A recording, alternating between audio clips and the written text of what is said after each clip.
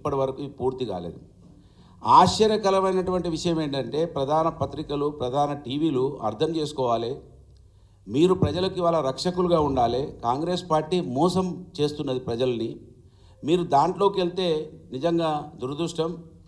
Fast track project అంటే ఒక sub division ప్రత్యేకంగా ఏర్పాటు చేయాలి. అసలు ఒక సబ్ డివిజన్ ఏర్పాటు చేయలేదు. దురదృష్టం ఏంటంటే దీనికి 2 నెలల నుంచి ఎస్సీనే లేడు. ఎస్సీ ఆ ప్రాజెక్టుకి ఎస్సీనే లేడు ఇప్పటి వరకు. 2 నెలలు అయింది. ఇసుక కావాలని దాదాపు ఎప్పటి నుంచి అడిగితే నిన్న ఇసుకకు ఆర్డర్ ఇచ్చిండ్రు. ల్యాండ్ అక్విజిషన్ జరగలేదు. ఇప్పటి వరకు ల్యాండ్ అక్విజిషన్కు ఆ ఊసే లేదు. అక్కడ ఏమీ పని జరుగుతలేదు. దీన్ని ఆ రోజు నేను ఎమ్మెల్యేగా ఉన్నప్పుడు పూర్తి ఫారెస్ట్ క్లియరెన్సులు తీసుకొచ్చి ఇచ్చిన, ఎన్విరాన్మెంటల్ క్లియరెన్స్ తీసుకొచ్చి ఇచ్చినాం, సెంట్రల్ వాటర్ కమిషన్ నుంచి అన్ని పర్మిషన్లు తీసుకొచ్చి పెట్టినాం. కేసీఆర్ గారు 2వ టర్ములో పెద్ద కాళేశ్వరానికి మొదటి ప్రాధాన్యత ఇవ్వడం వలన ఇది కొంత వెనుక పడిపోయింది. నేను 2వసారి ఎమ్మెల్యేగా కూడా లేకపోవడం. ఇవాళ ఈ ప్రభుత్వం వచ్చినాక మంత్రిని ఎమ్మెల్యే ప్రజలను 5 సార్లు మోసం చేసి గెలిచిండు. 5 సార్లు మోసం చేసి గెలిచిండు. ఇదే మంత్రిని ఎమ్మెల్యే 420 హామీలు రాసిండు మేనిఫెస్టోలో.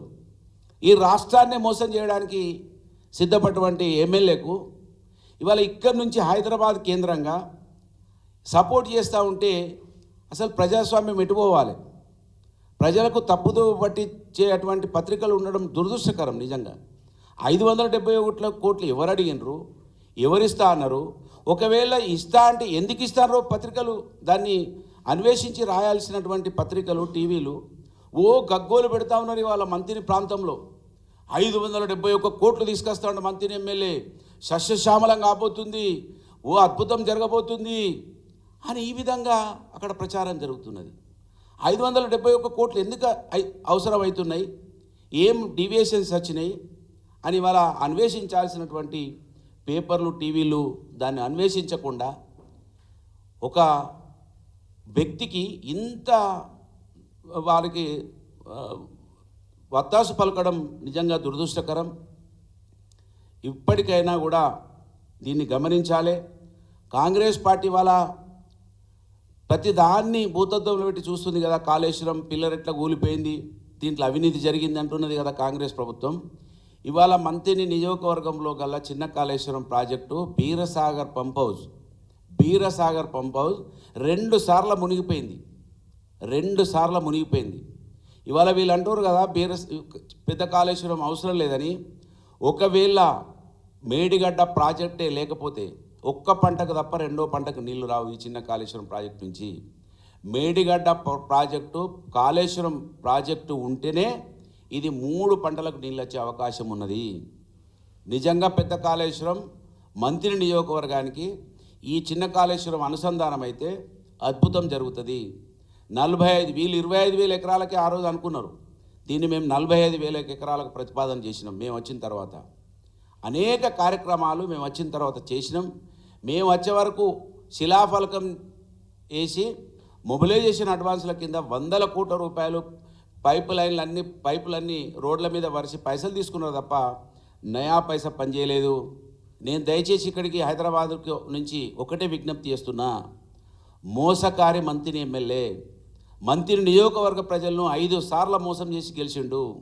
420 హామీలు, 6 గ్యారెంటీలని ఇవాళ తెలంగాణ రాష్ట్ర ప్రజలను మోసం చేసేటువంటి వ్యక్తికి మీరు వత్తాసు పలకకండి. 571 కోట్లు తెస్తుండు, అద్భుతమవుతుందని ఇవాళ మీ రాతలకు కారణమవుతుంది. మోసం జరుగుతుంది. 3 నెలలలో ఒక్క పని కూడా కాలేదు. ఉత్తమ్ కుమార్ రెడ్డి గారు జవాబు చెప్పాలి. అసలు ల్యాండు లేదు, శాండు లేదు. అక్కడ ఇంజనీర్లు అడిగితే 2 నెలలైంది ఇసుక కావాలని కలెక్టర్కు దరఖాస్తు పెడితే నిన్న ఇచ్చిండు. నిన్న ఇక్కడ హైదరాబాద్లో రివ్యూ అయిన తర్వాత కలెక్టర్ నిన్న ఇసుక అలాట్మెంట్ ఇచ్చిండు. ల్యాండ్ అయితే 1 ఎకరం కూడా జరగలేదు, ల్యాండ్ అక్విజిషన్ జరగలేదు.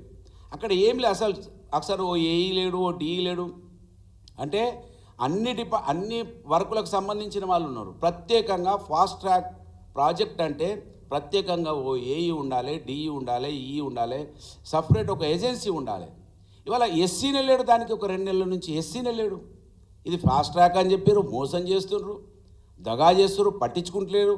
ఇంత పెద్ద స్థాయిలో ఉన్నటువంటి మంత్రిని ఎమ్మెల్యే 11 నెలలు అయిపోయింది, దాని మీద ఒక్క రివ్యూ లేదండి. అసలు నేను అడుగుతున్నా, ఇవాళ కనీసం ఆ సిఈ ఉంటాడు సుధాకర్ రెడ్డి గారు, సుధాకర్ రెడ్డి కూడా ఒక్కరోజు రివ్యూ పెట్టలేదు ఈ ఫాస్ట్ ట్రాక్ ప్రాజెక్టుకు. ఏంటిది అసలు? ఇంత మోసమా? మారుమూల ప్రాంతం హైదరాబాదుకు 300 కిలోమీటర్ల దూరంలో ఉన్నటువంటి ప్రజలకు మీరు వెలుగులను తీసుకురావాల్సినటువంటి పేపర్లు, టీవీలు వాళ్ళని ఇంకా చీకట్లో పెట్టడానికే మీ రాతలు ఉపయోగపడుతున్నాయి.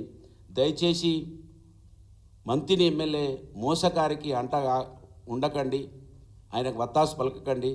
ఇది ప్రజాస్వామ్యానికి గొడ్డలు పెట్టు. 4వ స్తంభంగా ఉండాల్సినటువంటి పేపర్లు, టీవీలు ప్రజల పక్షాన ఉండాలి. అధికార పార్టీ ఏది చెప్తే అది రాసుడు, ఏది చెప్తే అది మాట్లాడు, ఇది మంచి పద్ధతి కాదని నేను విజ్ఞప్తి చేస్తున్నా. 571 కోట్లు మంజూరు ఇస్తారని మీరు ఏదైతే రాసిర్రో, ఎందుకు ఇస్తారనేది మీరు వివరణ ఇవ్వాలి ప్రజలకు. ఇప్పటికే అసలు పేపర్లు, టీవీలు, పెద్ద పెద్ద పేపర్లు, టీవీలు ఇప్పటికీ చూడడానికే ఇష్టపడతలేరు. ఒక్కొక్క సందర్భంలో కొంతమందిని సోషల్ మీడియా వైపు పోతూ ఉన్నారు. ఈ విధంగా మరి రాతలు, ఈ విధంగా స్టేట్మెంట్లు ఉండొద్దని నేను విజ్ఞప్తి చేస్తున్నా. చిన్న కాళేశ్వరం ఏదైతే ఫాస్ట్ ట్రాక్ అన్నారో, ప్రత్యేకమైనటువంటి ఒక ఏజెన్సీని పెట్టి మీరు పనులు చేయించాలి. మంత్రిని ఎమ్మెల్యే నీకు 5 సార్ల మంత్రిని నియోజకవర్గ ప్రజలు, అక్కడ ఉన్నటువంటి బీసీలు, ఎస్సీ, ఎస్టీలు ఎక్కువ సంఖ్యలో ఉన్నటువంటి ప్రజలు అవకాశం ఇస్తే వాళ్ళకు అన్నం పెట్టడానికి చిత్తశుద్ధి చూపించలేదని దానికి మీరే ఇచ్చిర్రు. 3 నెలల్లో ఈ ప్రాజెక్టును ఫాస్ట్ ట్రాక్లు చేస్తానన్నారు, చేయలేదు. దీనికి క్షమాపణ చెప్పాలి మంత్రి నియోజకవర్గ ప్రజలకి అని నేను డిమాండ్ చేస్తూ ఉన్నాను.